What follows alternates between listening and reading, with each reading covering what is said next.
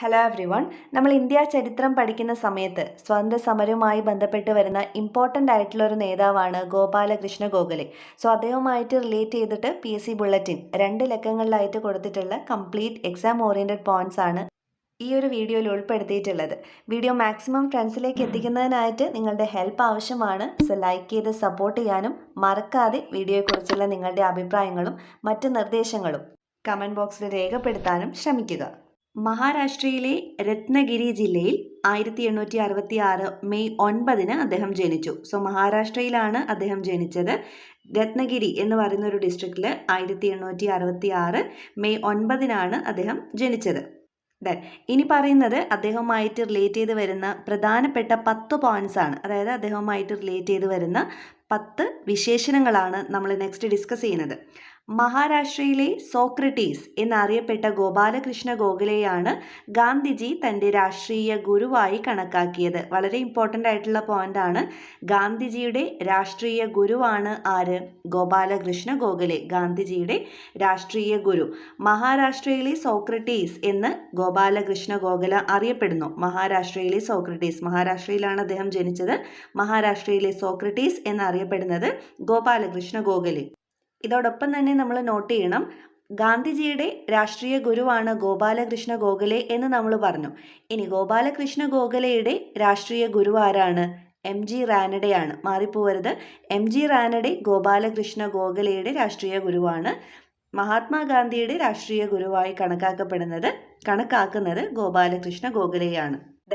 മഹാരാഷ്ട്രയുടെ രത്നം എന്നറിയപ്പെടുന്നതും ഗോപാലകൃഷ്ണ ഗോഖലെയാണ്. സോ മഹാരാഷ്ട്രയുടെ രത്നം എന്നും മഹാരാഷ്ട്രയിലെ സോക്രട്ടീസ് എന്നുമെല്ലാം അറിയപ്പെടുന്നത് ഗോപാലകൃഷ്ണ ഗോഖലെയാണ്. ബാലഗംഗാധര തിലകൻ അദ്ദേഹത്തെ 2 രീതിയിൽ വിശേഷിപ്പിച്ചിട്ടുണ്ട്. ഒന്ന്, അധ്വാനിക്കുന്നവരുടെ രാജകുമാരനാണ് ഗോപാലകൃഷ്ണ ഗോഖലെ എന്ന് പറഞ്ഞതാരാണ്? ബാലഗംഗാധര തിലകനാണ്.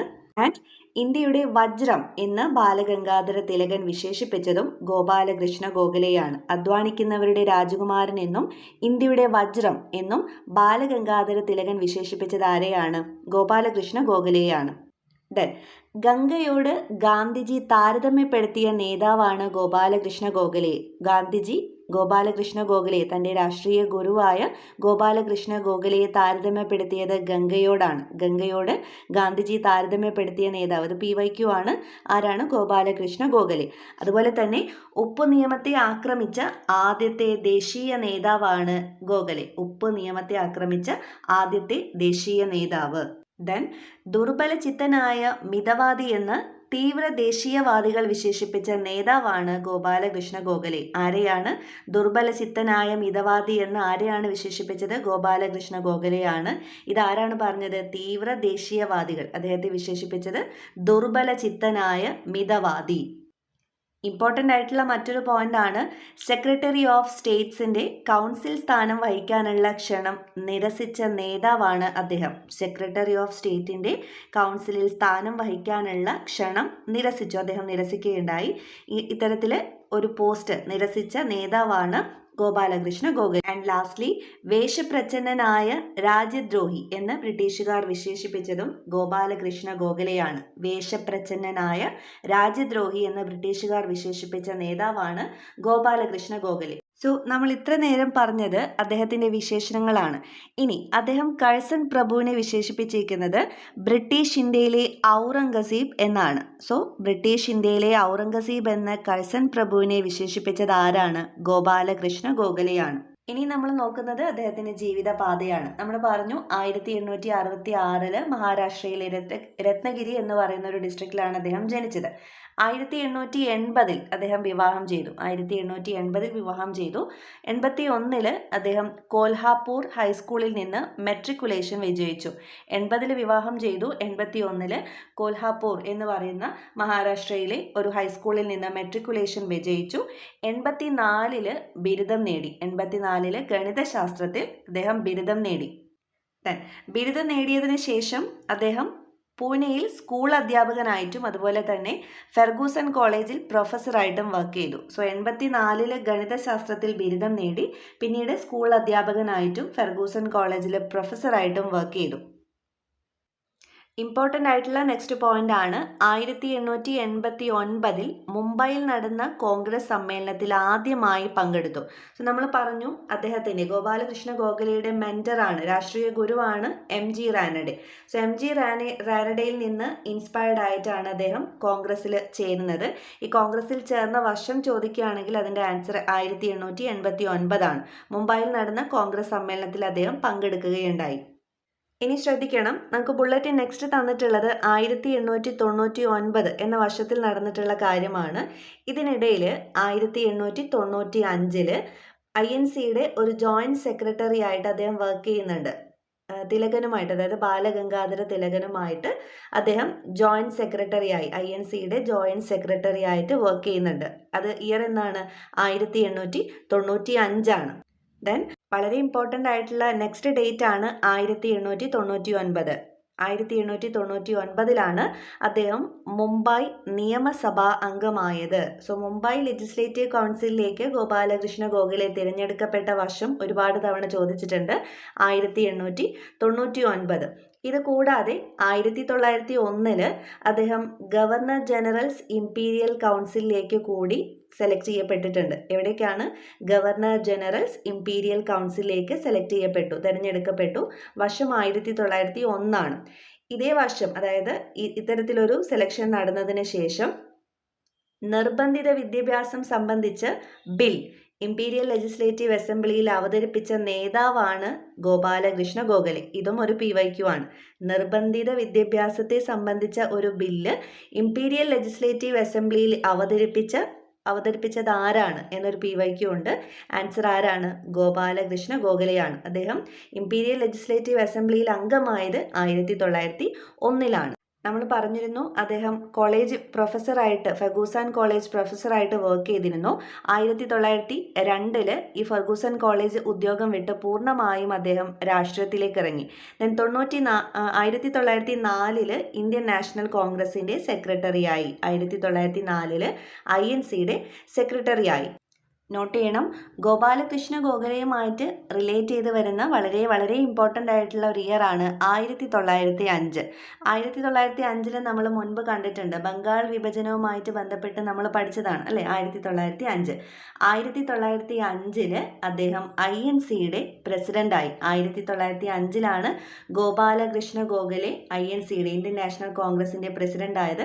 ആ വർഷം കോൺഗ്രസ് സമ്മേളനം നടന്നത് എവിടെയാണ്? ബനാറസിലാണ്. സോ 1905 ബനാറസ് കോൺഗ്രസ് സമ്മേളനത്തിന്റെ അധ്യക്ഷൻ വഹിച്ചത് ആരാണ്? ഗോപാലകൃഷ്ണ ഗോഖലെയാണ്. ഇവിടെ ലഭിക്കുന്ന മറ്റൊരു PYQ ആണ് 1905 ബനാറസ് കോൺഗ്രസ് സമ്മേളനത്തിലാണ് ആദ്യമായിട്ട് സ്വദേശി ആഹ്വാനം നടത്തിയത്. INC സ്വദേശി ആഹ്വാനം നടത്തിയത് ഈ 1905 ബനാറസ് കോൺഗ്രസ് സമ്മേളനത്തിൽ വെച്ചിട്ടാണ്. അതിൻ്റെ അധ്യക്ഷൻ ആരായിരുന്നു എന്നതാണ് ചോദ്യം. അധ്യക്ഷൻ ആരാണ്? ഗോപാലകൃഷ്ണ ഗോഖലെയാണ്. മറ്റൊരു PYQ ആണ് 1905 അല്ലെങ്കിൽ 1906 നടന്ന ബംഗാൾ വിഭജന കാലത്ത് കോൺഗ്രസ് പ്രസിഡന്റ് ആരായിരുന്നു? നമ്മൾ ബംഗാൾ വിഭജനം പഠിച്ച സമയത്തും ഇത് കണ്ടതാണ്. ആരായിരുന്നു? ഗോപാലകൃഷ്ണ ഗോഖലെയാണ്. ഇത് കൂടാതെ 1905 ജൂൺ 12 അദ്ദേഹം സെർവൻസ് ഓഫ് ഇന്ത്യ സൊസൈറ്റി എന്ന് പറയുന്ന ഒരു സ്ഥാപനം സ്ഥാപിച്ചത്. 1905 June 12 Gopalakrishna Gokhale servants of India society സ്ഥാപിച്ചത്. ഈ ഒരു സംഘടനയുടെ ഉദ്ദേശം എന്തായിരുന്നു? ഭാരതത്തിലെ വിദ്യാഭ്യാസ രീതിയുടെ പരിഷ്കരണമായിരുന്നു ഈ ഒരു സംഘടന, സെർവൻസ് ഓഫ് ഇന്ത്യ സൊസൈറ്റി എന്ന് പറയുന്ന സംഘടനയുടെ ഉദ്ദേശം. ഇന്ത്യയിലെ വിദ്യാഭ്യാസ രീതി ഒന്ന് പരിഷ്കരിക്കുക എന്നതായിരുന്നു ഉദ്ദേശം. ഇനി നമ്മൾ നോക്കുന്ന പോയിന്റ് 1906 1908 അദ്ദേഹം ഇംഗ്ലണ്ടിലേക്ക് പോയി. ഇവിടെ 1906 ഒരു പ്രത്യേകതയുണ്ട്. നമ്മൾ പറഞ്ഞു 1905 ബംഗാൾ വിഭജനവുമായിട്ട് ബന്ധപ്പെട്ട ഇഷ്യൂസ് വരുന്നത്. 1906 അദ്ദേഹം ഇംഗ്ലണ്ടിലേക്ക് പോയത് എന്തിനായിരുന്നു? ബംഗാൾ വിഭജനം റദ്ദാക്കുന്നതിന് ബ്രിട്ടീഷ് ഗവൺമെന്റിനെ പ്രേരിപ്പിക്കാൻ വേണ്ടിയിട്ടാണ് അദ്ദേഹം 1906 ഇംഗ്ലണ്ടിലേക്ക് പോയത്. ഇതിനു വേണ്ടിയിട്ടാണ് ബംഗാൾ വിഭജനം റദ്ദാക്കുന്നതിന് വേണ്ടിയിട്ട് ബ്രിട്ടീഷ് ഗവൺമെന്റിനെ പ്രേരിപ്പിക്കാൻ. 1907 അദ്ദേഹം കോൺഗ്രസ് പിളർന്ന സമയത്ത് മിതവാദി പക്ഷത്തെ പ്രധാന നേതാവായി. കോൺഗ്രസ് പിളർന്ന സമയത്ത് അദ്ദേഹം ഏത് ഭാഗത്തേക്കാണ് നീങ്ങിയത്? മിതവാദി, കോൺഗ്രസിന്റെ തന്നെ രണ്ട് ബ്രാഞ്ചസ് വന്നപ്പോൾ മിതവാദി പക്ഷത്തെ പ്രധാന നേതാവായിരുന്നു ഗോപാലകൃഷ്ണ ഗോഖലെ. ഇതും ഒരു PYQ ആണ്. 1907 കോൺഗ്രസ് പിളർന്നപ്പോൾ മിതവാദി പക്ഷത്തെ പ്രധാന നേതാവായിരുന്നത് ആരാണ്? ഗോപാലകൃഷ്ണ ഗോഖലെയാണ്. ഇനി 1908 അദ്ദേഹം ഇംഗ്ലണ്ടിൽ പോയതായിട്ട് നമ്മൾ പറഞ്ഞു. ഇത് കൂടാതെ അദ്ദേഹം റാനഡെ ഇൻസ്റ്റിറ്റ്യൂട്ട് ഓഫ് എക്കണോമിക്സ് എന്ന് പറയുന്ന ഒരു സ്ഥാപനം സ്ഥാപിച്ചത് ഏത് വർഷമാണ്? 1908 തൻ്റെ രാഷ്ട്രീയ ഗുരുവായ MG റാനഡെയുടെ പേരിൽ, അല്ലെങ്കിൽ റാനഡെ ഇൻസ്റ്റിറ്റ്യൂട്ട് ഓഫ് എക്കണോമിക്സ് എന്ന് പറയുന്ന ഒരു സ്ഥാപനം അദ്ദേഹം സ്ഥാപിച്ചത് 1908. നെക്സ്റ്റ് വരുന്ന പോയിന്റ് ആണ് 1912 അദ്ദേഹം ദക്ഷിണാഫ്രിക്ക സന്ദർശിച്ചു. ഇതും ഒരു PYQ ആണ്. 1912 ഗാന്ധിജിയുടെ ക്ഷണപ്രകാരം ദക്ഷിണാഫ്രിക്ക സന്ദർശിച്ച നേതാവ് ആരാണ് എന്നൊരു ചോദ്യമുണ്ട്. ആൻസർ ആരാണ്? ഗോപാലകൃഷ്ണ ഗോഖലെയാണ്. ദക്ഷിണാഫ്രിക്കയിലെ ഇന്ത്യക്കാരുടെ സ്ഥിതി അന്വേഷിക്കാനാണ് അദ്ദേഹം പോയത്. ദക്ഷിണാഫ്രിക്കയിലേക്ക് പോയത് ആരുടെ ക്ഷണം സ്വീകരിച്ചാണ്? ഗാന്ധിജിയുടെ ക്ഷണം സ്വീകരിച്ചാണ്. ദക്ഷിണാഫ്രിക്ക കൂടാതെ 1912 അദ്ദേഹം മറ്റൊരു രാജ്യം കൂടി സന്ദർശിച്ചിട്ടുണ്ട്. എവിടെയാണ്? ഇംഗ്ലണ്ടിലേക്ക് പോയിട്ടുണ്ട്. എന്തിനു വേണ്ടിയിട്ടാണ് പോയത്? മിന്റോ മോർലി ഭരണ പരിഷ്കാരം സംബന്ധിച്ച ചർച്ച നടത്താൻ വേണ്ടിയിട്ടാണ് അദ്ദേഹം ഇംഗ്ലണ്ടിലേക്ക് പോയത്. 1912 ഇംഗ്ലണ്ടിലേക്ക് പോയത് മിന്റോ മോർലി ഭരണ പരിഷ്കാരം എന്ന് പറയുന്ന ഒരു ടോപ്പിക് ഉണ്ട്. ഇതുമായി റിലേറ്റ് ചെയ്ത് വരുന്ന ഒരു ചർച്ച നടത്താൻ വേണ്ടിയിട്ടാണ് ഇംഗ്ലണ്ടിലേക്ക് പോയത്. ആൻഡ് ഇമ്പോർട്ടൻ്റ് ആയിട്ടുള്ള നെക്സ്റ്റ് പോയിന്റ് ആണ് 1914 സർ ബഹുമതി നിരസിച്ച സ്വതന്ത്ര സമര സേനാനി ആരാണ് എന്ന് ചോദിച്ചാൽ ആൻസർ ആരാണ്? ഗോപാലകൃഷ്ണ ഗോഖലെയാണ്. വർഷം 1914. സർ ബഹുമതി അദ്ദേഹം നിരസിച്ചു 1914. ദെൻ 1915 ജാനുവരിയിൽ ഇന്ത്യയിലെത്തിയ ഗാന്ധിജി കുറച്ചുനാൾ ഗോഖലെക്കൊപ്പം താമസിച്ചു.